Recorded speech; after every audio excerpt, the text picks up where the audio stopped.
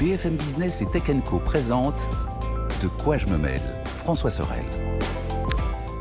Voilà pour ce dernier De quoi je me mêle de cette saison 2021-2022. On reviendra d'ailleurs toute fin août, avant des vacances bien méritées. Eh bien, on revient sur toute l'actualité de ces derniers mois, de cette saison 2021-2022. Dans le monde de la tech avec Nicolas Lelouch qui est bien chef de rubrique chez Numérama. Merci d'être là Nicolas. Merci de m'avoir invité. Et Anthony Morel que vous connaissez bien sûr et puis Raphaël Grabli, deux journalistes de la maison. On va évoquer dans un instant Meta et bien sûr notre ami Mark Zuckerberg qui, tout comme Elon Musk, a fait des petits trucs sympathiques cette année, plutôt cool. Mais auparavant, tout à l'heure on évoquait donc Internet Explorer. Il y a quand même aussi l'iPod, aussi la fin de l'iPod. C'est vrai que cette saison a été marquée par des disparitions, on va dire, des boutons off de certaines technologies. Il y en a quand même aussi d'autres.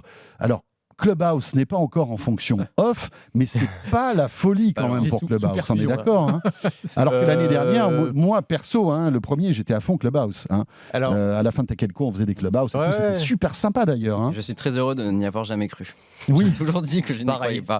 Et j'en suis c'est vrai, bah oui. Alors, si je peux me permettre, moi je disais, que je ne croyais pas du tout à Clubhouse, mais que je croyais beaucoup à cette fonction qui est un peu une forme de radio libre auto-organisée que je trouve absolument géniale. Et j'adorais ça. Et j'avais dit, alors bon, je ne sais pas pour me lancer des fleurs, mais j'avais dit, pour moi, c'est Twitter qui va récupérer cette fonction. Et du coup, j'en profite parce que moi, s'il y avait un top à donner, pour moi, Spaces, donc du coup, la fonction Twitter, je trouve ça absolument génial. Ça permet d'avoir une approche totalement différente et de parler avec des gens d'une façon totalement différente. J'ai pas d'ailleurs assez de temps pour en faire, pour en organiser ou même pour y participer, mais j'adore écouter simplement les Spaces. Et je trouve que l'outil est absolument génial et parfaitement complémentaire avec ce que propose Twitter, c'est-à-dire du débat, mais aussi quand même, enfin en général, quand on parle avec quelqu'un à la voix, à l'oral, on ne se comporte pas du tout de la même façon qu'à l'écrit, et souvent on est quand même plus sympa, et ça permet aussi d'avoir des échanges un peu plus constructifs. Oui. Et donc je trouve que tu te caches pas derrière un pseudo, enfin voilà. Ouais, et puis même quand on parle, on se sent un peu différent, quoi. On n'est pas en train de taper, c'est toujours, c'est toujours plus facile de dire des choses à l'écrit qu'à l'oral, et donc finalement... Comment ? À l'oral qu'à l'écrit. Bah, ça dépend. Enfin, quand c'est des insultes, c'est plus facile à l'écrit qu'à l'oral. Et c'est plus facile de dire d'autres choses plus sympas et plus constructives à l'oral qu'à l'écrit. C'est la force de Clubhouse. Voilà, et c'est la force de Clubhouse. Moi, je croyais pas du tout à Clubhouse parce qu'une appli spéciale pour ça, j'arrivais pas trop à comprendre l'intérêt. Et en fait, je me suis dit surtout que cette fonction, comme beaucoup de fonctions qu'on avait eues avec à l'époque Periscope ou avec Meerkat, qui était la boîte israélienne qui avait lancé ça, Periscope l'avait repris et c'était fini pour Meerkat. En fait, quand on a une fonction qui est aussi sympa, mais qui est aussi simple à dupliquer, matériellement, ça peut pas trop marcher et on est obligé de se faire aspirer. Et d'ailleurs, il n'y a même pas de rachat, c'est-à-dire que ça sert à rien de racheter une boîte. Ils ont tenté, c'est ça le truc, c'est qu'ils ont été beaucoup trop gourmands, Clubhouse, parce que Twitter leur avait proposé 4 milliards de dollars quand même pour les racheter. Alors, t'as raison, ça je l'avais oublié, ils auraient dû accepter. Ils n'avaient pas de modèle économique et ils pensaient que les gens allaient télécharger leur application, qui était quand même à l'époque sur un côté membre. Oui, il y avait cet effet club, mais bon, qui marche au début, ça fonctionne, mais après, dès qu'on est sur une stratégie d'expansion, ça ne pouvait pas fonctionner. En fait, dès qu'ils ont arrêté la cooptation, que ça a commencé à ne plus fonctionner. Ce qui est intéressant, il aurait fallu un autre système. S'ils avaient vraiment un côté plus rémunérateur, peut-être qu'ils auraient pu. Et puis n'oublions pas une chose aussi importante, c'est que cette appli est arrivée dans un contexte de pandémie. On était tous chez soi, souvent bloqués. On s'emmerdait, je veux dire. Et c'est vrai que ce type d'outil était très sympa, ça permettait de recréer du lien, de pouvoir discuter avec des gens des passions communes, etc. Et puis bon, après voilà, heureusement, il y a eu des confinements, et puis on a recommencé à sortir. C'est les sorties, les bars, les restos qui tuent ce type d'appli, parce que il faut trouver du temps. Moi, j'adorerais, et je suis comme toi, j'adorerais qu'on fasse des Spaces. On va essayer d'ailleurs, sincèrement. Il faut vraiment qu'on en fasse, parce que moi, j'adore discuter avec vous. C'est vrai que nous, là, on est dans notre entre-soi, en quelque sorte. On est dans notre plateau, on discute entre nous, mais pouvoir échanger avec vous, ça serait formidable. Et c'est vrai que ce type d'outil permet ça. C'était aussi le problème de Clubhouse. Il y avait aussi un entre-soi qui faisait qu'il y avait beaucoup de journalistes, de communicants, de politiques. Oui, mais par exemple, d'accord, mais ça sortait pas beaucoup de ça. Tu avais des passionnés qui venaient et qui pouvaient malgré tout participer au débat. C'est pas le cas sur Twitter. C'est pas le cas sur Twitter. Moi, je regarde le soir, il y a souvent des talks sur le PSG, par exemple, des trucs comme ça. Mais ça a ouvert le truc. Beaucoup plus ouvert. Mais parce qu'il y a une communauté monstrueuse. Oui, Twitter, c'est l'endroit parfait. Sur les tendances, en fait, ça va jouer. Par exemple, moi, j'ai beaucoup vu sur les législatives, sur la présidentielle, il y avait des débats après des interventions, après des émissions politiques. En fait, c'est exactement le bon endroit, Twitter, parce qu'on n'aurait pas le réflexe d'aller sur Clubhouse pour écouter le débat de l'émission qu'on vient de voir. Alors qu'on ouvre Twitter, on voit débat sur l'émission de TF1, on se dit ah bah ouais, cool, je le regarde et on se retrouve là-dessus, c'est très cool. Oui, Twitter, c'est le lieu de débat par excellence. Donc la fonction qui est une fonction en plus d'ailleurs, qui n'est pas d'ailleurs monétisée. Alors je sais pas comment ça peut être monétisable, mais c'est la fonction parfaite pour Twitter. Et c'est vrai que faire une application spécifique pour ça, moi j'avais un peu du mal à comprendre. Et là, Twitter, encore une fois, c'est vraiment différent. Il y a des gens qui sont vraiment appropriés cette option.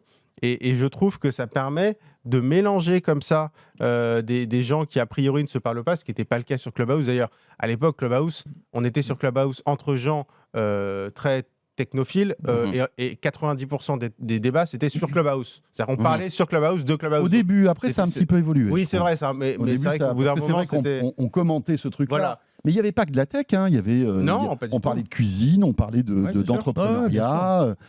Il y avait plein de sujets sympas, comme sur Twitter Spaces. Oui, mais il y avait un côté presque un peu LinkedIn, c'est-à-dire on parle de sa boîte, machin.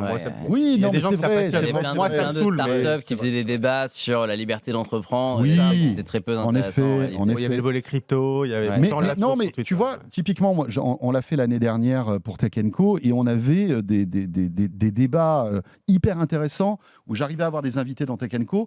Et ils poursuivaient le débat en fait dans Clubhouse et ça avait du sens. Ça avait du sens, tu vois, parce que c'est vrai que dans une émission de radio, tu es toujours limité par le temps, etc. Là, tu pouvais en fait étirer ta discussion. On avait eu notamment un ingénieur de la NASA qui est français, qui est top et qui avait participé à ce truc-là. Ça avait fait un bon moment, un très bon moment. Ça ressemble un petit peu aux fonctionnalités que tu as sur Twitch aussi en termes d'interactivité. Mais c'est ça. C'est un streamer ou des streamers qui débattent. Il n'y a pas l'image. Mais avec l'agilité. Sauf que tu n'as pas l'image et sur Twitch, c'est une interaction plutôt avec le chat, donc forme écrite. Mais en tout cas, tu as ce direct. Et puis l'audio, c'est magique. Tu le sais très bien, Anthony. Tu fais de la radio comme moi. T'as pas besoin d'avoir une caméra et tout. Tu fais ça, tu peux être dans ton canapé, dans ton lit, n'importe où. Tu te mets tes AirPods et puis c'est parti, tu vois. Et justement, moi, je trouve que ce qui est intéressant, c'est déjà, il n'y a pas l'image. Donc, il y a un côté cocon. Et on aime tous la radio ici, qui est absolument unique.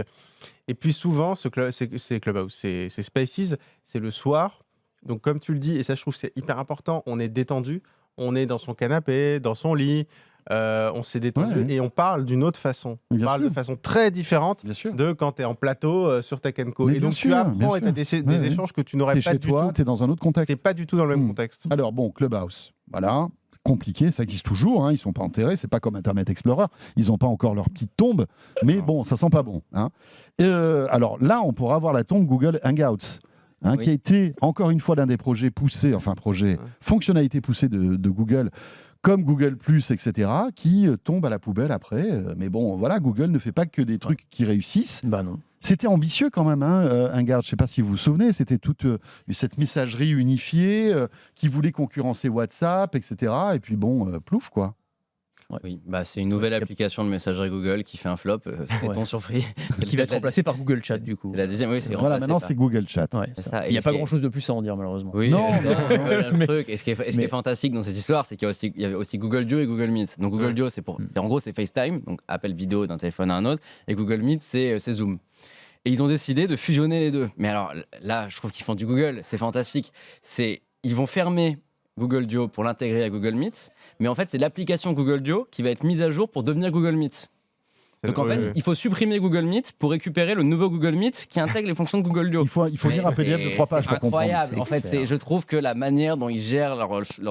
Et après, ils se plaignent, on n'arrive pas à avoir de deal avec Apple pour les RCS, pour les messages. Mais bon, arriver à choisir une application déjà, et après, peut-être que ça sera possible de négocier. Mais c'est hallucinant. Il y a un dicton qui dit il y a 2 choses immuables dans la vie, c'est la mort et les taxes. Et les impôts. Moi, j'ai envie de dire, il y a la mort, les impôts et les flops de Google dans la messagerie. Sauf, alors, par contre, je mets après, il y a plein de réussites. Non, mais ça, on plaisante. Sur la messagerie, c'est galère. Non, mais par contre, je mets de côté Google Meet, qui, pour le coup, est vraiment génial. Là, je parle pas de messagerie parce que c'est vraiment de la visio. Mais Google Meet, en termes de compression, et je ne sais pas s'il y a un lien avec le savoir-faire de YouTube, mais moi, pour tester du Zoom, du Google Meet, du Microsoft Teams quand vraiment je suis obligé et que j'ai pas le choix, ou d'autres outils, Google Meet, le rapport débit qualité vidéo, je trouve, avec FaceTime d'ailleurs, c'est les deux meilleurs. Et donc c'est vrai que là-dessus, sur la visio, Google a vraiment bien réussi pour le coup. Bon, Anthony. Et qui se souvient de Google Plus? C'est vrai, Google Plus. Non, mais c'est vrai. Ils en ont lancé des trucs qui se sont plantés, mais bon. Voilà pour les flops. Est-ce qu'il y en a d'autres? Vous en avez détecté d'autres ou pas? Non, c'était vraiment les rest in peace. Alors on va se garder quelques minutes tout à l'heure pour les vrais tops de cette année, de cette saison 2021-2022. Mais il faut quand même évoquer aussi, si on revient un peu sur ce qui a marqué ces derniers mois, c'est le virage à 360 mené par notre ami Mark Zuckerberg qui s'est dit, bon voilà, Facebook, tout ça, c'est pas la forme. J'ai quand même pas mal de casseroles, voire quelques couscoussières quand même. Ça commence à faire du bruit quand je marche. On est passé clairement à la couscoussière. Je lance ma petite bombe de fumée. Elle va s'appeler Meta et vous allez voir les gars, on va tout changer. C'est ça. Et ça c'était fin d'année. Et là on a vu un Mark Zuckerberg dans le métavers, en avatar, en train de sans corps. Ça c'était cool. C'est vrai qu'il est un peu vrillé quand même, le Zuckerberg. et voilà. Alors après, bon, on va en parler. Mais qu'est-ce que vous pensez de ce virage quand même qui est étonnant entre voilà le patron des réseaux sociaux au monde, il faut quand même le dire. Bien sûr. Facebook, vers Instagram, WhatsApp. Ce nouvel univers qui a l'air de le passionner en plus, parce qu'on sent qu'il est vraiment investi par ce truc-là, qui est donc la réalité virtuelle et la réalité augmentée. Ça lui permet de s'échapper de la réalité de son entreprise, qui est très compliqué, parce que peut-être en un mot, mais il faut refaire la fresque de cette année pour Facebook, parce que ça a été la cata pour Meta ou la méta pour cata, je ne sais pas trop comment on dit, mais enfin en tout cas, ça a été compliqué. Alors à partir de, effectivement, retour en arrière fin 2021, il y a les Facebook Files qui sortent, enfin toutes les lanceurs d'alerte de l'entreprise qui nous alertent sur le fait que Facebook et Instagram, on va dire, privilégient la rentabilité plutôt que le bien-être de ses utilisateurs et qu'ils sont très au courant que ça crée des problèmes de complexe chez les adolescents, l'utilisation d'Instagram, etc., mais qui n'en ont absolument rien à faire. Ça commence énorme de... moi, je résume, gros trait, T'es gentil, non, résumé. Non, mais voilà. Et donc, ça part de là. Bon, c'est pas une très bonne image, évidemment. En plus de ça, ils ont quand même quelques problèmes structurels, c'est-à-dire problème d'érosion des utilisateurs, parce que Facebook... On se moquait de MySpace quand Facebook est arrivé, mais Facebook, c'est le nouveau MySpace. En gros, c'est vraiment devenu le truc de vieux. Et donc, il y a une érosion du nombre d'utilisateurs. Problème de monétisation de leur audience, parce que Apple a changé ses conditions d'utilisation et que maintenant, quand on a un iPhone, on peut choisir de ne plus être ciblé par de la publicité. Enfin, en gros, ça ne fait pas du tout les affaires de Facebook. Ça leur fait perdre de l'argent. Et dans ce contexte-là, alors, est-ce que c'est à cause de ça ou est-ce que c'est dans ce contexte-là? Mais en tout cas, Mark Zuckerberg dit, bon... Je vous présente un nouveau cap, on part dans le métaverse, je vais vous présenter, et alors la version qu'il nous en propose, qui est très différente de la version réelle de ce que c'est aujourd'hui, c'est Ready Player One, donc le film de Spielberg. Vous allez vivre une deuxième vie virtuelle avec un casque de réalité virtuelle, ou pas d'ailleurs, mais enfin bon, ce sera l'une des portes d'entrée. Vous mettrez un casque et vous serez projeté dans un monde incroyablement immersif, vous pourrez y travailler, vous aurez des écrans projetés devant vous, vous pourrez passer votre vie, plutôt que d'être en entreprise, dans le métaverse, vous pourrez aller à des concerts, vous pourrez avoir votre maison dans le métaverse, accueillir vos amis, acheter des trucs en NFT, puis comme ça, tout le monde gagnera du pognon avec ça. Les commerçants, les utilisateurs, ce sera formidable. Mais le truc qui nous montre pour l'instant, c'est des images. On se croirait dans un... Voilà, on a souvent pris l'image des Sims. Enfin, voilà, un jeu vidéo des années 90, pas forcément très bien réalisé. Ça ressemble un peu à Choupi. La série qui arrive en NFT. Choupi est mieux fait. Choupi est mieux fait. C'est ça. Choupi arrive en NFT. Donc là, il y a un vrai effet déceptif dans le sens où on nous vend un truc qui est incroyable. Et moi, j'attends de voir. Et je sais que j'attends de ce que vous allez dire, mais je sais que vous êtes très dubitatif par rapport à ça. Moi, j'ai envie d'y croire, mais c'est vrai que pour l'instant, ce qu'on nous en a montré, c'est un peu ridicule. Voilà. Oui. Après, on se dit, voilà, il a brouillé un peu les pistes en lançant ce concept de métavers, mais je pense que ça fait des mois et des années qu'il y travaille, parce que on voit qu'il a racheté Oculus, il pousse le Quest. Le Quest est sorti bien avant son grand délire de pousser le métavers. On en parlait au début de l'émission. Je ne sais pas si tu te souviens de cette conférence. Ça fait un moment qui mijote son truc. Tu te souviens du Mobile World Congress, mais ça devait être, je sais pas, en 2012 ou 2014. Avec cette image photo incroyable. Ah conférence de presse où on demande à un moment à tous les journalistes de mettre un casque de réalité virtuelle sur la tête. C'était une conférence de Samsung. Hein. Ouais. Oui, tout à fait. Et le Galaxy S7. Exactement. Donc c'était pour un téléphone, c'est même pas pour un casque de VR. Voilà. Donc on met le casque de VR sur la tête et donc on est projeté dans la conférence de presse en réalité virtuelle, etc. Et là, Mark Zuckerberg qui arrive de nulle part, par surprise, et qui se balade dans les rangs. Ouais. Personne ne le voit parce que Et tout donc, le monde a le masque. Et il y a cette photo qui est prise Ouais. pendant le truc et qui a fait le tour du monde incroyable. derrière, où on voit tout le monde comme des zombies avec leur casque sur la Bien tête, et sûr. Mark Zuckerberg qui marche au milieu des rangs. Et on se dit, bah là, c'était C'est les dingue la portée prémices de du cette métaverse. photo, c'est sûr. Mais oui, c'est ça. Et on était en 2012-2014. Il y réfléchissait déjà. On peut pas lui reprocher de l'effet d'aubaine en quelque sorte. C'est-à-dire que c'est quelque chose qui mature Moi, je pense. depuis quelques années. Je pense. Enfin, tout son discours méta, il a pas balancé là. Après, moi, le seul truc que je me dis, c'est qu'il est vraiment en avance par rapport à l'innovation technologique. Oui. Aujourd'hui, et lui-même le dit, quand on voit, je sais pas si vous avez vu cette vidéo qui est très intéressante d'ailleurs, où il teste, et ça aussi, on peut quand même le féliciter, où il teste en fait tous les concepts de masque ou de casque qu'il est en train de mettre en place et de voir les avantages et les inconvénients de chacun, etc. Et quand on voit son matos, on se dit, c'est pas prêt d'arriver, quoi, quand même. Hein. C'est pas prêt. J'ai même eu la chance de participer à une conférence vidéo pour Numérama avec Mark Zuckerberg là-dessus, où il nous avait présenté les casques. C'était hyper intéressant. Et ce qui est rare en fait pour un constructeur comme Meta, c'est que ce qu'il disait clairement, c'est aujourd'hui la techno, elle est pas du tout prête. Les casques, ils ont des gros problèmes. Et par contre, c'est là où il a un peu des dérives dans son discours, c'est qu'il dit que pour arriver à son métavers idéal, il faut manipuler le cerveau humain pour lui faire croire que c'est la réalité.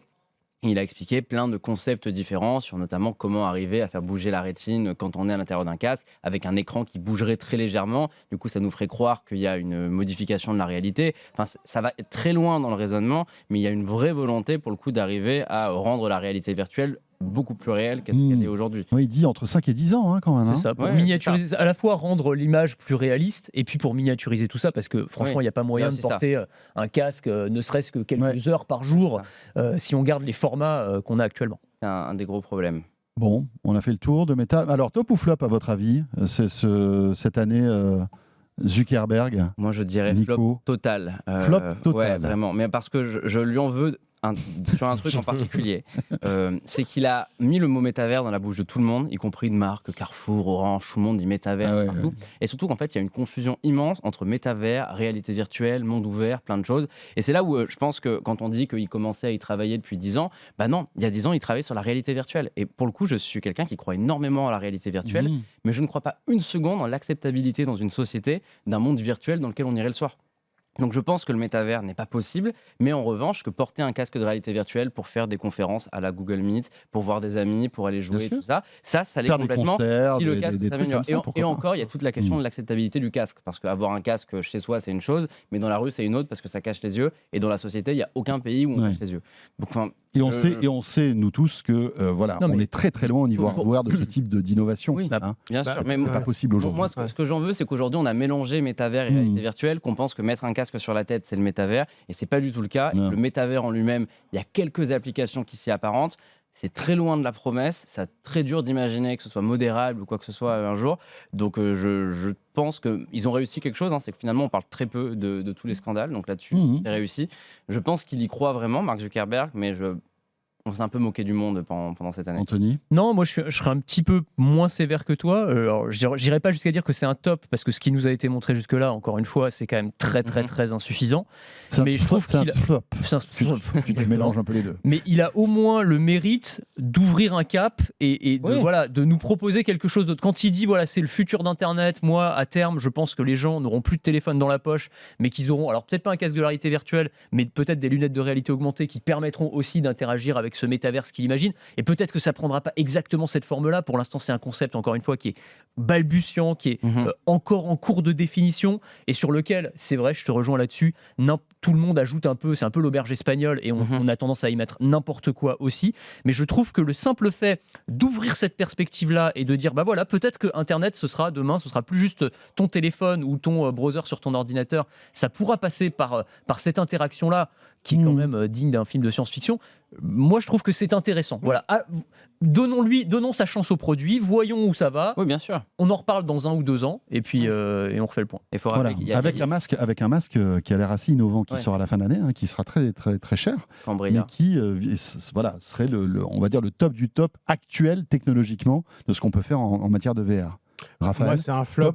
Alors, flop pour les raisons que vient de donner Nico, et franchement, j'adhère mot pour mot à ce qu'il a dit, donc j'ai pas la peine de rajouter grand-chose. Un top si on se pose du point de vue du communicant en situation de crise, parce que c'est la meilleure dans l'histoire de la communication. C'est le leurre parfait là. C'est quand même exceptionnel. C'est-à-dire d'arriver, tu parlais d'enfumage plus ou moins tout à l'heure, c'est le plus bel enfumage de l'histoire moderne. Je pense c'est incroyable. C'est-à-dire qu'Instagram, Facebook, ça devient catastrophique, ils se font exploser de partout, les régulateurs, etc. TikTok, puis ils sortent un concept à la con de métavers qui, dans un an, on en parlera comme de Clubhouse. Voilà, ça n'existera plus dans un an. Et je parle pas encore une fois, mais je reprends ce que tu dis. Rien à voir avec la VR qui, là, est autre chose. Et je suis sûr que ça peut être c'est plus un problème de vocabulaire finalement. Mais voilà, mais le métavers, c'est un mot totalement fourre-tout. C'est eux qui ont provoqué ça. Donc c'est une communication de crise qui est absolument incroyable et qui a non seulement enfumé tout le monde, ou une grande partie des gens, et qui en plus essaime et fait des petits alors que sur des groupes qu'on voyait pas venir. Donc voilà, moi je suis assez ahuri devant cette situation. Ouais, donc un flop et un top pour le dire. Un top en matière d'enfumage. Voilà, exactement. Ou la dire comme d'ailleurs. Anthony n'est pas d'accord. Non, je crois pas, parce que moi j'ai pas l'impression. Alors peut-être qu'ils ont tenté une diversion, mais si c'est le cas, ils y sont pas parvenus, parce que à la fois, on a parlé effectivement beaucoup du métaverse, mais ça ne nous a pas empêché, et y compris la presse généraliste, de parler de tous les déboires de Facebook tout au long de l'année. Il y a eu l'histoire de la mégapagne, il y a eu les Facebook Files, il y a eu le fait qu'ils aient perdu beaucoup d'argent, qu'ils perdent des abonnés. Et si tu veux, pour moi, l'un n'a pas empêché l'autre. TikTok commence vraiment à leur botter les fesses. S'ils ont essayé de masquer un problème avec ce nouveau concept, c'est un peu comme quand tu mélanges, quand tu mets du déo pour cacher une odeur de pied. En général, ça marche pas. T'as les deux, en fait. T'as les deux qui se mélangent. Bon, ils ont du bon déo quand même. C'est une belle comparaison. T'as vu l'image ? Cette image, on doit s'arrêter là. C'est l'enfumage au déodorant. C'est l'enfumage au déodorant, ça c'est pas mal. Bon, il nous reste quelques minutes. J'imagine que malgré tout, il y a des petites innovations qui vous ont marqué et qui pour vous sont des tops. Tiens, Nico, qu'est-ce qui t'a marqué toi ? Qu'est-ce que tu trouves de vraiment sympa sur les derniers mois et qui va bouleverser peut-être notre quotidien ?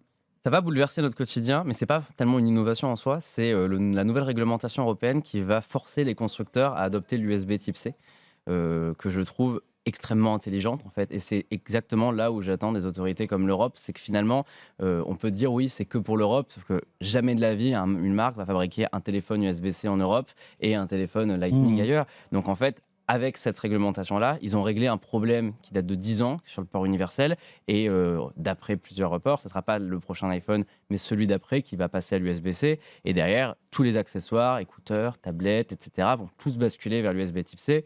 En fait, il y aura l'USB type C plus de l'induction. Plus de l'induction. On a le droit, si on n'a pas de... On est obligé d'avoir un port USB-C. Maintenant, si on n'a pas le port, on peut faire que de l'induction. Mais du coup, ça va contraindre finalement l'industrie à se déplacer vers ce port unique. Ça va régler un problème à la fois écologique et à la fois pratique qui est immense.